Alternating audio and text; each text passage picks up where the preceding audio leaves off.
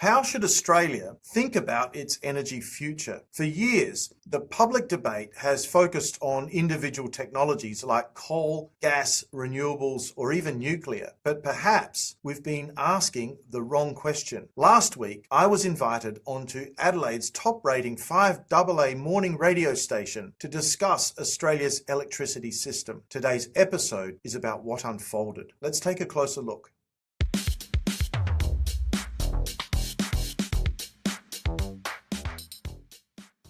Hi everyone, and welcome back to Climate Mundial. One of the goals of this channel has always been to encourage thoughtful, evidence-based discussion about energy, climate, industrial policy, and also geopolitics. These issues are rarely isolated from one another. Decisions about electricity influence investment, manufacturing, international competitiveness, and ultimately the cost of living. Last week, following the publication of an ABC article in which I was quoted discussing Australia's electricity market, I was then invited onto FIVEAA in Adelaide to explore some of these issues in more depth via a radio interview. A link to the ABC article is in the description below. I'm very grateful to program hosts Will and Stacey and the production team at FIVEAA for both the invitation for the interview and also for their kind permission to reproduce the interview here on Climate Mundial. One of the themes that emerged during our discussion is something I believe is becoming increasingly important around the world. Every electricity system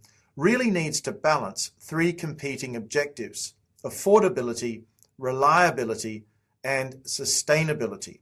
Those objectives are all very desirable, but improving one often affects the others. Rather than assuming there are simple answers, I believe we need a more open and informed discussion about these trade-offs and about the kinds of electricity systems we want to build for the future. Towards the end of the interview, we also discuss things like artificial intelligence, data centers, and small modular nuclear reactors, issues that are rapidly changing the global energy landscape and that I have been exploring regularly on this channel. I hope you enjoy the conversation. Let's talk energy policy. And I think when anyone talks energy policy, the key consideration here for businesses and homeowners and everyone is how do you bring the prices down? Mm-hmm. We have so much debate about the nature of the generation, and some will argue that you brought more generation into the grid and you're going to lower prices that way. Obviously, competition is a component of that. But a lot of these things are sort of intangible. Well, our next guest, Dr. Daniel Rossetto, is an expert on global environmental and energy, the commodity market, has proposed, I think, a fairly radical solution, but one that you can instantly hear it and say, well, that might just work. How about turning the power off? Is the brownout the long-term solution to energy affordability? Dr. Rossetto, good morning to you. Good morning. Thank you. Is this the sort of solution that demonstrates the kind of Sophie's choice we have with energy policy, that if you want to go down one path, you're locked into the only way of it being affordable is to just artificially use less? Well, yeah. I mean, maybe if I just clarify, my proposal isn't necessarily to accept brownouts, but there is a connection between the affordability, reliability, and sustainability of energy policy in general. And what we don't really have in Australia generally, actually, is a serious discussion about the trading off that occur in those different areas. And I think the politicians clearly don't really talk about energy policy in those terms. Neither does a lot of the discussion that goes on in the media and so forth. So it's actually really important, I think, now to first of all recognise that trade-off. But also, there's a really serious connection between the cost of supplying the load, electrical load, across a state like South Australia, and the way in which we use electricity. And there are various solutions that don't involve things like brownouts and things like that. But in Italy, for example, householders' maximum demand is actually charged separately, and they agree to have a maximum level.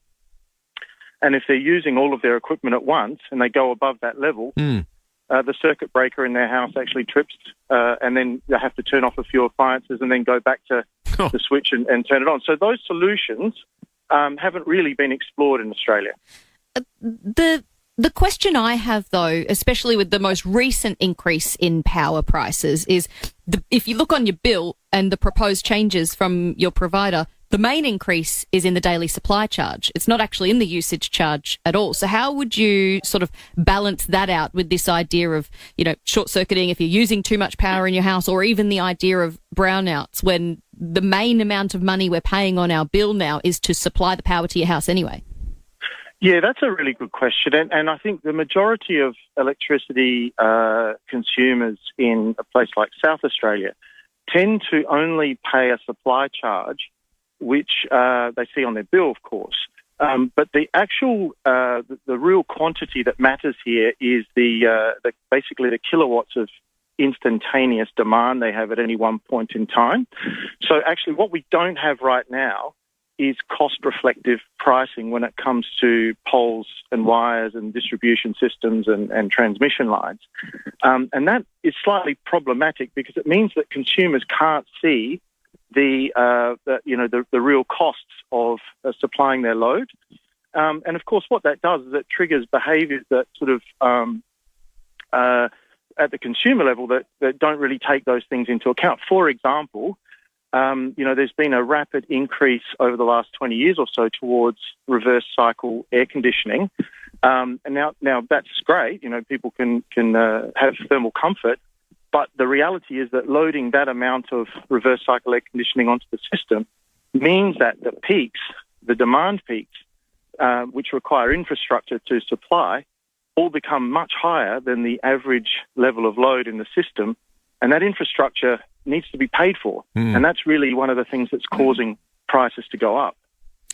I always wonder, I want to reflect for a moment on the way in which you've encapsulated this problem, because I think it's really neat, this idea of the interplay between affordability, sustainability and security, whereby if it's affordable and sustainable, it's probably not secure. If it's secure and sustainable, it's probably not affordable. And if it's affordable and secure, it's probably not sustainable. If we were starting again, appreciating that we can only prioritise two of those three things. Is there a model elsewhere in the world that would be applicable in a place like Australia, or does our geography play a bit of a role as well in terms of designing a system and modelling it on other examples? Yeah, the good news, in a sense, is that this is not a purely Australian phenomenon. This basically applies everywhere where it comes to energy policy. So we're not alone in that regard. The bigger challenge is that I think you laid that out beautifully, actually, the trade-off. And that's what we don't really have in Australia is an implicit discussion or explicit discussion about those particular trade-offs. Because it might be that we all feel that, sustainability really is important, and so is price, in which case we are ready to look at those load interruptibility type options and so forth. But how we actually decide what those priorities are as a society is really the key question. And I just get the sense that the community has implicitly said that reliability is the most important thing because, nobody's particularly happy when there are things like blackouts and whatever, or load interruptions are for a lot of people unacceptable. That's implicit, but why don't we have a more public discussion about what society as a whole is prepared to tolerate, because we recognise that trade-offs will have to happen eventually. Well, it seems like, just looking at recent political history, that could change depending on the nature of the day. I mean, 10 years ago, maybe when prices were a lot lower than they are now, maybe that reliability factor and sustainability factor would have been put on a higher pedestal. Whereas now we've got cost of living and the price of everything else is going up, and price factor would be, I think, for a lot of people, the number one when that they think about when it comes to power. So I guess that can change. And it can change politically as well, depending on who's in power. Correct. That's circumstances do change over time. And I think, having been involved in this market for, 25 or so years, I can definitely say that when renewables were first introduced at scale in places like Australia, I don't think anybody in their wildest imagination believed that penetration could reach levels as high as they are today. So, we do have some revisions that we could do or re-examine the policy situation, knowing all of that, 25 years later or thereabouts. But yeah, and of course, if affordability is becoming more of a priority, but reliability remains constant, then of course, then the question is having so much penetration of renewables and sustainable generation, really, or at the rate that we're currently seeing, the correct way to go? It may be, but this is a good time to revisit that. And I think those are the sorts of questions that we can be discussing in a more public way. We're talking with Adelaide University expert on global environmental and energy commodity market, Dr. Daniel Rossetto. This might seem somewhat tangential, Dr. Rossetto, but our listeners are asking on the text line, and I'd be fascinated in your thought on this. We are on the cusp of, or maybe in the early days of, a significant demand disruption in the energy market in Australia and indeed much of the world because of the data centres required for AI use. Do they pose solely an additional challenge, or are they potentially a part of the solution? And I only asked that last bit thinking about examples in the United States where private entities have built their own generation capacity to power these things. Yeah, the data centre issue is of fundamental importance, and I'll throw another one that viewers ought to keep in mind as well, is the broader trend towards electrification of transport. So those two, data centres and transport electrification in particular, are really pushing or creating demand-side pressure for new build infrastructure in electricity. So actually, knowing that we're at the earlier stages of that, now is a really good time to contemplate the kind of electricity system that would actually work, knowing all of those things, because I think Australia doesn't want to become uncompetitive when it comes to data centres and lose all that investment and have it go elsewhere and so forth. So there are compelling reasons to accommodate data centres, but I think this is a really good opportunity now to contemplate how we're going to handle this, and this might address in some ways this trade-off in the different policy objectives. So I think now's ideally the time to really start this discussion in earnest. With regard to your expertise in the energy commodity market, yes, I think it's a popular refrain in Australia that we say we have a third or a fifth of the world's uranium deposits, and as such, there is surely a shortcut to nuclear power generation and affordability here in this country. As someone who studies the nature of globally traded commodity markets as they pertain to energy, what do you say to that? Well, I think, in the first instance, I've worked in a firm in Italy who operates nuclear power plants, not in Italy but in other countries. I've dealt and traded in global uranium markets and so forth, and also on my YouTube channel I'm publishing a lot of content about latest developments in the nuclear industry globally. I think South Australia particularly does have a very large amount of uranium, so it is quite interesting that we, as a society, are so against having a serious discussion about nuclear. I'm not saying that nuclear is definitely the way to go, because at the end of the day, any nuclear power plant, whether it be a large power plant or a small modular reactor, basically needs to be constructed essentially by the private sector. That was one of the big problems with the coalition's proposal at the last election, is that they were proposing 7 new power plants, all to be built, owned and operated by the government. So it was quite unusual. But the key question, even if people are ready to tolerate the idea of nuclear being built in Australia, what needs to happen is the private sector needs to become enthusiastic about it. And that's where I think it's actually healthy to allow the market to decide, what generation technologies to build. If it's viable, people will go for it. And then, of course, the other thing is that we need safeguards for things like safety and, of course, reliability. And we need to recognise also at the moment we don't really have an industry in Australia, so we don't have a lot of engineers and specialists and technologists who know about nuclear power. So a lot of that is going to have to be imported. But if it's part of a longer-term strategy, it's not unachievable. So I do think we should have a more serious discussion also about nuclear without necessarily prejudging that it is going to be the solution. The private sector can't do it because of the moratorium, can they? Yeah. Exactly. It's ruled out for now.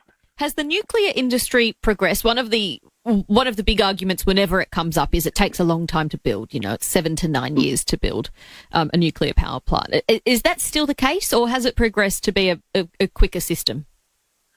Yeah, there are clearly issues, time frames that large-scale nuclear plants have encountered. I'd give the example, if people want to look it up, there's the Hinkley power plant in the United Kingdom, which has actually, ironically, already got a nuclear reactor, and they're sort of trying to expand it. And that's just taken a huge amount of time. But that is a large-scale technology. I think the really interesting areas of development, and I have posted a few videos on my channel covering the latest developments in advanced and small modular reactors, is where the construction timeframes can be really cut down. I'm not saying, the industry is fully mature as of today, but the promise is that you can actually build the small modular reactors in a factory and then only bring them to site when you're ready to actually install them. And so therefore a lot of the problems in costings and also construction timeframes are potentially much more manageable. Plus, you've got a slightly smaller, a lot smaller electrical output, and you also have thermal energy output from these projects, so you can co-locate them with industry and get what's called cogeneration. So basically, those issues are real. You're right to point them out. We need to be clear-eyed when we consider the technologies. But we also need to understand that there's a lot of new information about the industry which is available in the international domain, which in Australia we don't tend to tap into because we've made this decision to sort of exclude nuclear. That was fascinating, Dr. Rossetto. Thank you, Dr. Daniel Rossetto, an expert in global environmental and the energy commodity market at Adelaide University. You see, we don't get to do those kind of deep dives during the breakfast program. What a treat. Unfortunately, it's required my father to lose his voice. If you just tuned in, you're wondering, Graham Goodings, he battled through the first 30 minutes and then decided to go for the subvest. So Stacey and I have just hung around for a little bit longer to take us through on the program. Well, I hope you found the interview informative. Once again, I'd like to thank hosts Will and Stacey and the entire team at FIVEAA for inviting me onto the program and for kindly allowing me to share the interview with you here on this channel. One of the reasons I wanted to upload it is that it illustrates the broader purpose of the Climate Mundial channel. My objective isn't to advocate for a particular technology or, for that matter, a political position. Rather, it is to encourage informed discussion about the complex choices that governments, industries and societies face as they navigate the energy transition. Whether we're talking about electricity markets, industrial policy, critical minerals, carbon markets, advanced nuclear technologies, or even international geopolitics, the common thread is that these issues are increasingly interconnected. Understanding those connections is, I believe, essential if we're going to make better public policy. If you've enjoyed this interview and would like to see more long-form discussions like this, I'd be delighted if you subscribe to the channel. If you've enjoyed the video, please click like. Thank you very much for watching, and I'll look forward to seeing you again in the next episode of Climate Mundial. Bye for now.